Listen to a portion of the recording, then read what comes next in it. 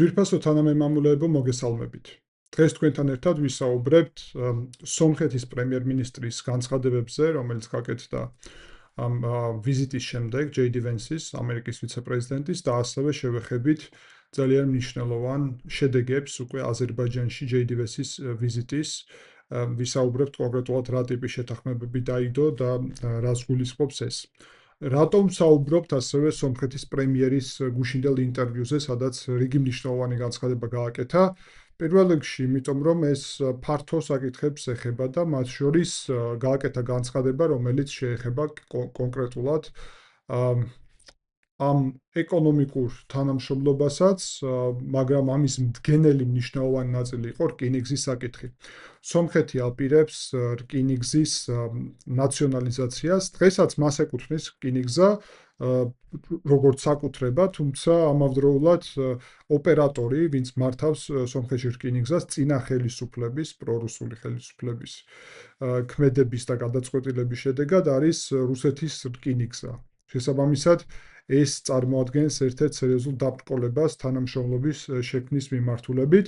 როგორც პრემიერმა ფაშინიანმა განაცხადა ინტერვიუში, აზერბაიჯანი და თურქეთი ხშირად აღნიშნავენ, რომ მზად არ არიან გახსნან ეს რკინიგზა, იმიტომ რომ მათ აწუხებთ რუსეთის მიერ რკინიგზის მართვის საკითხი და თუ ტრიპის პროექტი იქნება ცალკე სამხრეთში, სომხეთის და ის რეალურად ამერიკულ-სომხური კომპანიის მიერ იქნება მართული, დანარჩენი რკინიგზა ეკუთვნის სომხეთს, მაგრამ რუსეთის მმართველობის ქვეშ არის და პრემიერი ფაშინიანი პირდაპირ აცხადებს, რომ აპირებენ ეს შეცვალონ, ანუ აპირებენ ეს რკინიგზა გადაიყვანონ სომხეთის კონტროლის ქვეშ და მაგის შემდეგ პრაქტიკულად დღის წესრიგში დგას კონკრეტულად რკინიგზის გახსნა უკვე აზერბაიჯანთან და თურქეთთან. პრემიერმა ფაშინიანმა პრინციპში აღნიშნა ინტერვიუშიც ისაუბრეს ამაზე და თქვა, რომ დღეს საქართველოს გავლით ხდება ეს ტრანზიტი რკინიგზის, თუმცა იქ იყო პრობლემები ამ მიმართულებით და რეალურად ამიტომაც მათ შორის და ზოგადად პირდაპირ კავშირის ჩამოყალიბების მიზნითაც უკვე სომხეთი და აზერბაიჯანი და თურქეთი საუბრობენ აქტიურად პირდაპირ რკინიგზის აღდგენაზე. იქ არის სამი მონაკვეთი, გულისხმობს ღაზახიდან იჯევანის მიმართულებით სასაზღვრო მონაკვეთს, შემდეგ ასევე გიუმრი-კარსის მიმართულებით და ნახიჯევანის და სომხეთის მიმართულებით ასეთ კავშირს რკინიგზის. რეალურად სომხეთი აცხადებს, რომ ამის აღდგენა იქნება საკმაოდ მარტივი, მარტო სასაზღვრო მონაკვეთებზე არის საუბარი, თუმცა საჭირო არის დაახლოებით რამდენიმე ასობით მილიონი დოლარი სომხეთის რკინიგზის მოდერნიზაციაში, იმისთვის რომ ტრანზიტულად დაიწყოს რკინიგზის გამოყენება რეალურად აზერბაიჯანის თურქეთის მიმართულებით. ეს საკითხი იმიტომ არის მნიშვნელოვანი მათ შორის და თქვენ ხშირად ჩემს არხზე ნახავთ როგორც ასეთ ანალიტიკურ მასალას, ასევე ჩემს ინტერვიუებს და ძალიან ბევრი კითხვა, რომელიც ხანდახან ჟღერს ჩემს შეფასებებთან დაკავშირებით, ანუ რა პოზიცია გამაჩნია ამა თუ იმ საკითხზე, ჩემს ინტერვიუებში რომ იხილოთ, გაიგებთ, თან ესეთ სიტყვაზე არ უნდა მენდოთ ხო მარტო ინტერვიუ არის საჯარო განცხადება, რომელიც ტელევიზიით ფართოდ იყო გაკეთებული. მარტო ვინმეს ერთს რომ უთხრა ესე ვფიქრობ, ეს ნაკლებად უფრო რეალურად ასეთი ხმამაღალი განცხადება არის, ვიდრე როდესაც მედიით ვამბობ ამას. ხო და მედიის ინტერვიუებსაც გირჩევთ რომ ნახოთ თუ გაინტერესებთ, თუ გაქვთ სურვილი, რადგანაც იქედან ნათელი გახდება რა პოზიცია გამაჩნია და ეს პოზიცია უკავშირდება იმას, რომ ჩვენ პრაქტიკულად გარკვეულწილად მივედით ახლა პოლიტიკის შედეგად, რომელსაც საქართველოს ხელისუფლება ახლა აწარმოებს და მე იცით რომ ღიად ოპოზიციური პოლიტიკური ინიციატივა ჯერ საქართველოს წევრი ვარ, შესაბამისად ოპოზიციური ხედვები მანამდეც მქონდა და ამ პოლიტიკური ინიციატივის ფარგლებშიც მაქვს და ვფიქრობ რომ საქართველოს ამჟამინდელი ხელისუფლების პოლიტიკა არ შეესაბამება ინტერესებს და ამის ნათელი მაგალითი ჩემი აზრით, მათ შორის ჩვენს ინტერესებს, საქართველოს ინტერესებს, ამ ნათელი მაგალითი არის ის, რომ რეგიონალური ვიზიტი მოხდა, რომლის შეფასებასაც ცდილობენ, რომ ეს არის ვიზიტი მხოლოდ ტრიპის ფარგლებში, რაც ასე არ არის. გარდა ამისა, რომ ტრიპი არის მხოლოდ ეკონომიკური პროექტი, რაც ასევე ასე არ არის და ახლა ვისაუბრებთ ამაზე. და ამავდროულად ცდილობენ აქცენტების გაკეთებას, რომ ხო ვთავაზობთ ამერიკას ურთიერთობის გადატვირთვას, რაც ნამდვილად არის გარკვეული შეცდომაში შეყვანის მცდელობა. აა, ზოგადი ფონი უნდა გვახსოვდეს, რომ თავის დროზე ჩვენ ვნახეთ გარკვეული უცნაური მიდგომები ამ რკინიგზის ტრანზიტთან დაკავშირებით, ბაქოშიც და ერევანშიც უცნაური დამოკიდებულება და შთაბეჭდილება არის შექმნილი დღევანდელ ხელისუფლებასთან დაკავშირებით რეალურად და ძალიან ბევრი გამოცემა, ანალიტიკოსი, ექსპერტი პირდაპირ საუბრობს იმაზე, რომ აქ არის გარკვეულწილად რუსეთის გავლენები გაზრდილი. მათ შორის სტრატეგიულად იმის ნაცვლად, რომ ჩვენ მაგალითად აი ამ პროცესების ნაწილი ვიყოთ, პრაქტიკულად საუბარია, რომ ევროკავშირი აპირებს ყულების ნავთობგადამუშავების ფაბრიკის და მიმართულების პორტის, ხო, იქ რაც ინფრასტრუქტურა გაგვაჩნია, დასანქცირებას. ეს ოფიციალურად დადასტურდა გუშინ, რომ აპირებენ, მაგრამ გააკეთებენ თუ არა ვნახავთ. და ეს რეალურად მოიცავს ასევე იმას, რომ ჩვენ ვერ შევძელით შესაბამისი ურთიერთობების ჩამოყალიბება შეერთებულ შტატებთან, ისეთი ეფექტურობით, რომელიც მოგცემდა საშუალებას, რომ მათ შორის ტრიპის პროექტის ნაწილი ყოფილიყავით. გეტყვით, რომ ტრიპის პროექტი არ არის გეოგრაფიული მარტო და თეორიაში შეგვეძლო ამაში მონაწილეობა, მაგრამ მეცაც გეტყვით, აზერბაიჯანში ვიზიტის შედეგად პრეზიდენტმა ილჰამ ალიევმა და ვიცე-პრეზიდენტმა ჯეიდი ვენსმა ხელი მოაწერეს სტრატეგიული პარტნიორობის შეთანხმებას. ერთი წლის წინ, იანვარში, ჯერ კიდევ წინა ადმინისტრაციის დროს, ასეთი შეთანხმება დაიდო სომხეთსა და ამერიკას შორის. ბლინკენი იყო იმ დროს, ესე იგი, მდივანი. და ახლა უკვე დადასტურდა კიდევ ერთხელ რუბიოს მიერ, სახელმწიფო მდივნის ასე იგი მიერ კიდევ ერთხელ ეს შეთანხმება და სომხეთი უკვე 1 წელია, აზერბაიჯანი კი ახლახანს გააჩნიათ მათ სტრატეგიული პარტნიორობის ეს ფორმატი. და აღსანიშნავი აქ არის ის, რომ საქართველოს ადრე თუ იყო ერთადერთი ქვეყანა, რომელსაც ჰქონდა სტრატეგიული პარტნიორობა შეერთებულ შტატებთან, სამხრეთ კავკასიული ქვეყანა, გულისხმობ, რეგიონის, ახლა პრაქტიკულად საქართველოს გახდა ერთადერთი ქვეყანა სამხრეთ კავკასიაში, ვისაც არ გააჩნია სტრატეგიული პარტნიორობა მოქმედი, აქტიური შეერთებულ შტატებთან. აზერბაიჯანში ვიზიტის ფარგლებში შეთანხმდნენ სამხედრო სფეროში თანამშრომლობის აღდგენაზე და განვითარებაზე. გაჩერებული არის 907 შესწორების მოქმედება, რომელიც ხელს უზღუდავდა შეერთებულ შტატებს სამხედრო თანამშრომლობას აზერბაიჯანთან სომხეთთან კონფლიქტის გამო. კონფლიქტი რადგანაც ლაგდება და მშვიდობის პროცესი არის, აზერბაიჯანთან სამხედრო თანამშრომლობასაც იწყებს რეალურად შეერთებული შტატები, იქ აღინიშნა ავღანეთში აზერბაიჯანის მონაწილეობის ფაქტორი და აქ საქართველოს ყველა მოქალაქეს გაახსენდებოდა, რომ ჩვენ ვართ ყველაზე მეტად ვისაც წვლილი აქვს შეტანილი ამ საქმეში და ძალიან სამწუხაროა, რომ საქართველოს აქაც არ ჩანს. ნუ სულ მცირე იმიტომ, რომ კონტაქტი არ არის. თბილისში არ ჩამოვიდა მაგალითად, რომ ჩამოსულიყო უეჭველი მაღაზიაც ისაუბრებდა, რომ ასეთი კომუნიკაციები გვაქვს სომხეთის მიმართულებით, იქ თავის დროზე ისაუბრა ძველ კულტურაზე, ქრისტიანობაზე და ასე შემდეგ და ესეც საწყენი არის იმ კუთხით, რომ თბილისში რომ არ არის ვენსი, ამაზე არ საუბრობს, თორე იგივენაირად აუცილებლად აქაც ისაუბრებდა ზუსტად აი ამ კულტურულ კავშირებზე, ძველ კულტურას და ასე შემდეგ, რაც ძალიან ჩვენთვისაც კარგი იქნებოდა, მაგრამ რატომ ხდება ასე? იმიტომ რომ არც სომხეთი და არც აზერბაიჯანი ანტიდასავლურ პოლიტიკას არ აწარმოებენ და გთხოვთ, რომ შეცდომაში არ შეხვიდეთ.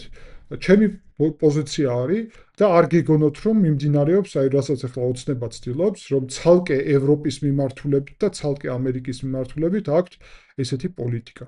შეერთებულ შტატებს და ევროპას რაც არ უნდა თავისი შიდა დისკუსიები ქონდეთ სხვადასხვა საკითხზე, საქართველოს დაახლოება რუსეთთან, ჩინეთთან და ირანთანაც ნაწილობრივ და საქართველოს დაშორება ევროატლანტიკური ინტეგრაციის გზიდან, რომელიც აისახება მათ შორის ანაკლიის პორტის ბედში, რომელიც ამერიკელებთან ერთად უნდა აშენებულიყო და არ აშენდა და მერე ჩინელებთან ერთად გეგმავდნენ. ახლა კიდე გასაგები არ არის საერთოდ რას აპირებენ, შენდება თუ არ აშენდება და როდის იქნება. 2032 წელსო პირველ ფაზას დავასრულებთ. ცოტა წარმოუდგენელი ჩანს ეს ყველაფერი საერთოდ. ამ პირველი ფაზა არის საკმაოდ პატარა. მოკლედ, სტრატეგიული მიმართულებით ანაკლიის სპორტი შესაძლებლობა გავუშვით ხელიდან. სტრატეგიული პარტნიორობა, იმიტომ რომ შეერთებული შტატები ასე თუ ისე საქართველოს შემთხვევაში და სომხეთის შემთხვევაში დემოკრატიას ხაზს უსვამენ ყოველთვის. ეს არ არის აზერბაიჯანი, სადაც მათ სხვა მიდგომა გააჩნიათ. ამიტომ ის რომ ჩვენ მოგვინდა აქ, ჩვენ არა, ქართულ ოცნებას, მოუნდა აზერბაიჯანის ტიპის სახელმწიფოს მშენებლობა და არა დაუშვათ იმ გზის გაგრძელება, რომელზეც ჩვენ ვიყავით დემოკრატიული საზოგადოების, ეს შეერთებული შტატებისთვის ძალიან მნიშვნელოვანია და მცდარი არის შეფასებები, რომ ეს დამოკიდებულია ადმინისტრაციაზე. შეერთებული შტატები არ არის ქვეყანა, რომელიც ინსტიტუციონალურად განუვითარებელია. იქ განვითარება არის ტრამპის ამ პირად განცხადებებს დიდ ყურადღებას არ უნდა ვაქცევდეთ, როდესაც ბაიდენზე საუბრობს, იმიტომ რომ ინსტიტუციონალურად მაგალითად, აი შორს არ წავალ, სტრატეგიული პარტნიორობა სომხეთთან გააფორმა ბაიდენის ადმინისტრაციამ. ტრამპმა ეს გააღრმავა. ასე რომ საუბარი იმაზე, რომ ტრამპი ბაიდენის ადმინისტრაციის წინააღმდეგ მოქმედებს თან ჩვენ რეგიონში, ასე არ არის. სხვადასხვანაირად შეიძლება ხედავენ ამერიკის ინტერესებს, მაგრამ ამერიკის ინტერესებს რომ ხედავენ და არა ამერიკის ინტერესების დათმობას, ეს ფაქტია. საქართველოს გადახვევა ევროატლანტიკური გზიდან არის სწორედ ასეთი მათთვის პროცესი. გარდა ამისა, აზერბაიჯანთან ასევე შეთანხმებაა დადებული ნავთობის და გაზის მიმართულებით, ძალიან მნიშვნელოვანი, თუმცა იქვე წერია ტრიპის პროექტის შესახებ და რომ ძირითადად ეს ნავთობის და გაზის ექსპორტი მოხდება სომხეთის ტერიტორიის გავლით, ტრიპის ფარგლებში თურქეთში. ეს, რა თქმა უნდა, პრობლემურია არა ის, რომ სომხეთის გავლით იქნება ესეთი რამე, არამედ ის, რომ საქართველოზე ახალი ლოგისტიკის, ახალი გაზსადენის, ახალი შესაძლებლობის გაყვანაზე საუბარი არ არის. აღარ არის. რატომ არ არის? იმიტომ რომ საქართველო არ ჩანს დღის წესრიგში საერთოდ. და ამ პროცესში, რა თქმა უნდა, ეს ძალიან საზიანო არის ჩემი აზრით. გარდა ამისა, აზერბაიჯანთანაც შეთანხმება მოხდა, რომ ნავებს გადასცემს კასპიის ზღვის მიმართულებით უსაფრთხოების კუთხით. პრაქტიკულად ყველა ანალიტიკოსი აღნიშნავს, რომ ეს რა თქმა უნდა მიმართულია რუსეთისგან და ირანისგან თავდაცვის მიმართულებით. შუაია მდერეფნის პროექტის, აქ ჩდება კითხვა. ჩვენც ნავები გვჭირდება შავ ზღვაში, ძალიან სუსტი ვართ. საქართველოს ფლოტი არის ერთ-ერთი ყველაზე სუსტი პრაქტიკულად შავ ზღვაში, თუ არა ყველაზე სუსტი.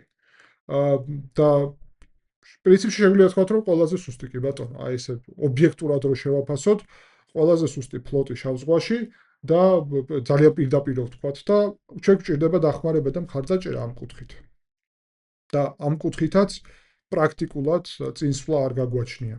ამიტომ რომ დავუბრუნდე მაინც ძირითად თემას, მაინც თემა უკავშირდებოდა აზერბაიჯანთან თანამშრომლობას, ბევრი საკითხის მიმოხილვა მოხდა, ტრიპის პოლიტიკური გარანტიები ჩაიდო, ენერგეტიკული უსაფრთხოების მიმართულებით თანამშრომლობაზე შეთანხმება მოხდა, ხელოვნური ინტელექტის მიმართულებით თანამშრომლობაზე ასევე იკვეთება გარკვეული ფორმატები აზერბაიჯანსა და შეერთებულ შტატებს შორის თანამშრომლობის, რა თქმა უნდა, ეს არსობრივად განსხვავდება სომხეთის მიმართულებისგან, სადაც ბირთვული სადგურის მშენებლობაზე არის საუბარი და 9 მილიარდი დოლარის ინვესტიციები დაახლოებით.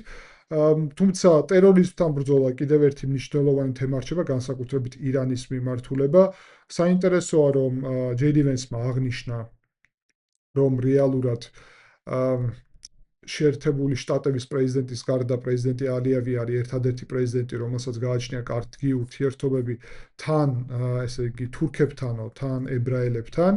ასეთი განცხადება გააკეთა, აქაც ჩანს გარკვეული მიდრეკილება, თქვენ გახსოვთ ჩვენ ამ თემაზე საუბრობდით ბოლო პერიოდში, ერთ-ერთი ანალიზი ეძღვნებოდა ამას, ეს არის გარკვეულწილად მესიჯი ბაქოსადმი, რომ ბაქომ გააგრძელოს ეს ბალანსი და არ დაარღვიოს ბალანსი, ანუ რეალურად ზედმეტად არ გადავიდეს ერთ მხარეს მხოლოდ და თან თურქეთთანაც, თან ისრაელთანაც საკმაოდ ახლოს იყოს, ეს ძალიან მნიშვნელოვანია.